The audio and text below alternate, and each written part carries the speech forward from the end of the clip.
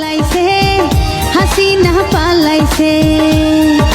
কাউকে কিছু না বইলা ভারত এসে গেল চইলা, কাউকে কিছু না বইলা ভারত এসে গেল চইলা। দুঃখ বলি কার কাছে, পালাইছে শেখ হাসিনা পালাইছে।